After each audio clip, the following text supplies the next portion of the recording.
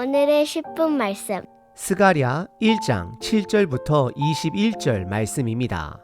오늘은 스가랴서 두 번째 묵상 시간입니다. 먼저 스가랴서의 큰 역사적 배경을 간단히 다시 나누겠습니다. 스가랴서는 포로기 이후 곧 귀환 시대에 기록된 책입니다.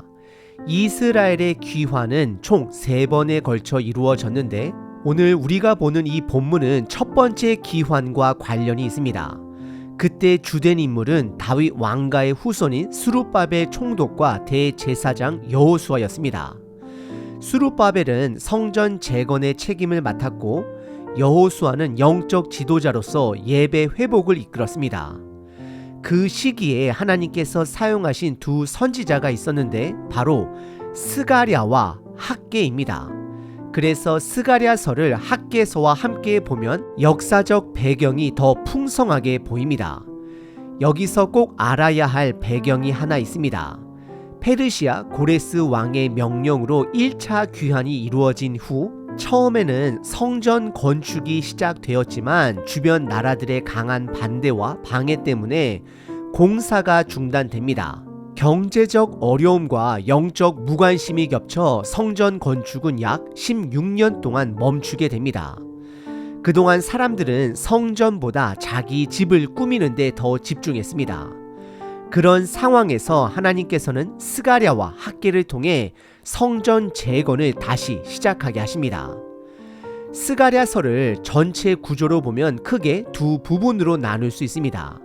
1장부터 8장까지는 8개의 환상과 메시지가 나오고 9장부터 마지막 장인 14장까지는 경고와 예언이 중심입니다.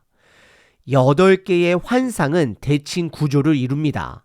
첫 번째 환상과 마지막 환상이 짝이 되고 두 번째 환상과 뒤에 두 번째 환상이 짝이 되는 식입니다. 이렇게 짝이 된 환상은 큰 질문과 큰 답을 함께 보여주는 구조입니다. 다시 말해 스가랴서는 왜 지금 성전 건축이 중요한가라는 질문에 8개의 환상을 통해 대답하고 계십니다. 오늘 본문에서는 그중 첫 번째와 두 번째 환상을 살펴보게 됩니다. 이 말씀을 통해 우리의 삶 속에서 예배가 무엇인지 그리고 그 예배가 왜 그토록 중요한지 다시 한번 점검해 보도록 하겠습니다. 혹시 저와 여러분들은 예배의 삶보다 내 생활을, 내 삶을 꾸미는데 더 많은 시간과 정성을 쓰고 있지는 않으신가요? 첫 번째 환상은 7절부터 17절까지 말탄 자들의 환상입니다. 7절에 보면 다리오 왕이 통치한 지 2년째 11월 24일에 여호와의 말씀이 두 번째로 스가랴에게 임합니다. 참고로 스가랴서에서 첫 말씀이 임한 때로부터 약 3개월이 지난 시점입니다. 그리고 동시에 학개서를 보면 성전 건축이 다시 시작된 지 약 2개월 후임을 확인할 수 있습니다. 그래서 큰 흐름은 여전히 성전 건축에 집중되고 있습니다. 8절에서 스가랴는 밤에 환상을 봅니다. 이것은 꿈속에서 하나님이 보여주신 계시입니다. 환상 속에는 색깔이 다른 말들이 등장합니다. 먼저 붉은 말이 나오고 그 붉은 말 위에는 한 사람이 타고 있습니다. 그 뒤로 다른 붉은 말들, 자주색 말들, 그리고 흰 말들이 따릅니다. 9절에서 스가랴가 곁에 있는 천사에게 묻습니다. 이 말들이 무엇을 뜻합니까? 그러자 천사가 설명해 줍니다. 먼저 10절에 화석류 나무가 등장합니다. 이 나무는 사시사철 푸르고 보통 2m에서 3m 정도 자라는 향기로운 상록성 나무입니다. 낮은 골짜기나 습기가 있는 곳에서 자주 자랍니다. 성경에서 화석류 나무는 회복, 순결, 축복을 상징합니다. 그 화석류 나무 근처에는 한 천사가 서 있습니다. 이 천사는 붉은 말을 탄 자입니다. 11절을 보면 명확해집니다. 그는 하나님의 명령으로 온 땅을 두루 다녔다라고 말을 합니다. 그리고 이렇게 보고합니다. 온 땅이 평안하고 조용합니다. 여기서 평안하고 조용하다라는 것은 우리가 생각하는 긍정적인 평안함이 아닙니다. 역사적으로 보면 하나님께서 페르시아를 심판의 도구로 사용하시고 그 통치를 통해 각 나라들이 제압된 상태를 말합니다.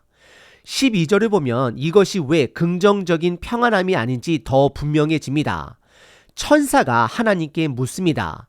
언제까지 예루살렘과 유다 성읍들을 불쌍히 여기지 않으시겠습니까? 즉, 언제가 회복의 때인지 묻는 것입니다. 따라서 여기서 말하는 평화와 조용함은 페르시아가 온 나라를 제압해 조용해진 그 시기를 의미합니다. 13절에서 하나님은 천사에게 위로의 말씀을 주십니다. 14절과 15절을 보면 하나님이 예루살렘을 향해 큰 질투를 품으셨음을 확인할 수 있습니다. 하나님은 이스라엘을 사랑하셨기 때문에 그들이 우상 숭배로 하나님을 떠났을 때 심판하셨습니다. 하지만 심판의 도구로 사용된 나라들이 교만해져 더 잔인하게 굴었기 때문에 이제 그들도 심판하실 것을 말씀하고 있는 것입니다. 그래서 16절과 17절에서는 하나님의 긍휼로 이들이 이미 예루살렘에 돌아왔으니 성전을 건축하라고 말씀하십니다. 특별히 16절에 먹줄이 치어진다라는 표현은 성전 건축뿐 아니라 도시 재건의 확장을 의미합니다. 그리고 17절에서 하나님은 성읍들이 넘치도록 풍부해질 것과 그들을 회복시킬 것을 약속하십니다. 핵심은 이스라엘이 포로에서 돌아온 것은 단순히 정치적 이유 때문이 아니라 온 세상을 살피시는 하나님께서 긍휼과 은혜로 돌아오게 하셨다라는 것입니다. 하나님은 그들의 현재 상황을 정치적 시각이 아니라 영적 시각으로 보여주십니다. 그래서 14절을 보면 하나님은 이 환상을 스가랴에게 보여주시며 이것을 백성들에게 전하라는 사명을 주십니다. 여러분들은 지금 현 시대의 상황을 하나님의 시각으로 보실 수 있으신가요? 그러기 위해선 말씀에 물어야 하고 말씀에서 답을 찾아야 합니다.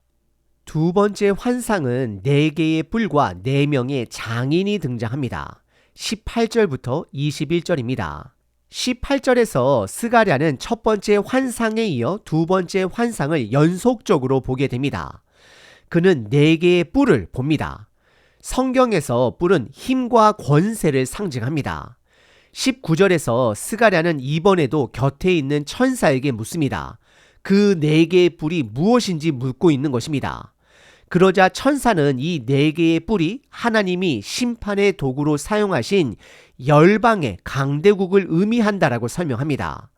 어떤 해석은 이 4개의 뿔을 4개의 특정 국가로 보기도 합니다. 그러나 전체 문맥에서 보면 이 뿔들은 동서남북, 즉 사방에서 온 전 세계적인 대적 세력을 가리킵니다. 실제 역사에서 북이스라엘은 아수르에 의해, 남유다는 바벨론에 의해 멸망했습니다. 20절에서는 4명의 장인이 등장합니다. 그들의 역할은 뿔들을 두렵게 하고 권세를 꺾어 떨어뜨리며 무력화하는 것입니다. 어떤 해석은 이 4명의 장인을 페르시아로 보기도 합니다. 그러나 스가랴 전체 문맥에서 성전 건축이 핵심이라는 점을 고려하면 이들은 성전 재건에 참여하는 평범한 장인들로 보는 것이 더 자연스럽습니다. 하나님은 그들을 심판의 도구로 사용하십니다. 즉, 성전 재건을 통해 예배 회복이 곧 강대국을 심판하는 하나님의 방법임을, 하나님의 무기가 됨을 말씀하십니다. 하나님이 이스라엘에게 주신 무기는 성전이고 그것은 곧 예배입니다. 하나님이 우리에게 주신 예배라는 무기를 다시 들 때 우리 각자의 삶과 환경에 어떤 변화를 기대할 수 있을까요? 오늘 본문에서는 첫 번째 환상과 두 번째 환상을 살펴봤습니다. 첫 번째 환상에서는 3가지 다른 색들의 말들이 온 세상을 두루 다녔습니다. 그리고 하나님의 통치 아래 하나님이 사용하신 심판의 도구들이 이제 심판을 거둘 때가 되었음을 보여주었습니다. 이 환상은 모든 상황이, 모든 역사가 하나님의 주권 아래에서 이루어진다라는 것을 이스라엘 백성들에게 확실하게 보여줍니다. 여러분, 지금 우리가 마주한 지구 환경의 문제, 국제사회의 경제 문제, 각종 갈등을 어떤 시각으로 보고 계십니까? 하나님의 시각, 말씀의 시각으로 보고 계십니까? 우리가 요한계시록에서 다룬 것처럼 우리는 마지막 시대를 살아가고 있습니다.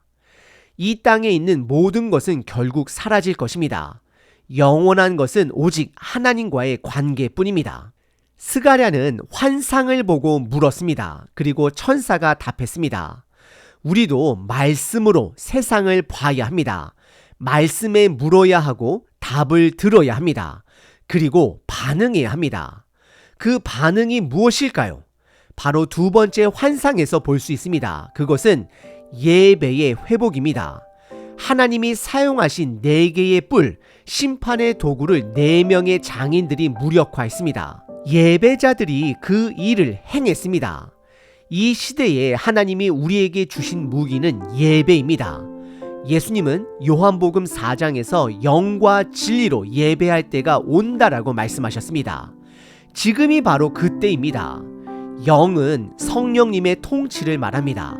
진리는 하나님의 말씀입니다. 우리의 삶이 성령님과 말씀의 통치를 받아야 합니다. 그것이 하나님이 찾으시는 참된 예배입니다. 그 예배가 회복될 때 지금 이 시대의 4개의 뿔을 이길 수 있습니다. 마지막 때를 승리로 살아갈 수 있습니다. 그러니 오늘 하루도 말씀으로 안목을 갖고 말씀의 통치를 받으며 예배하는 삶을 살아내시길 바랍니다. 말씀을 주신 하나님을 찬양합니다. 이 시대에 말씀에 묻고 말씀에서 답을 찾는 예배자 되게 하옵소서. 많은 혼란 속에서도 변하지 않는 진리와 가치를 붙들게 하옵소서. 영과 진리로 예배하는 예배자의 삶을 살게 하옵소서. 예배의 힘으로 이 시대를 넉넉히 이기는 자가 되게 하옵소서. 마지막 때에도 끝까지 주님을 바라보게 하옵소서. 예수 그리스도의 이름으로 기도드립니다. 아멘.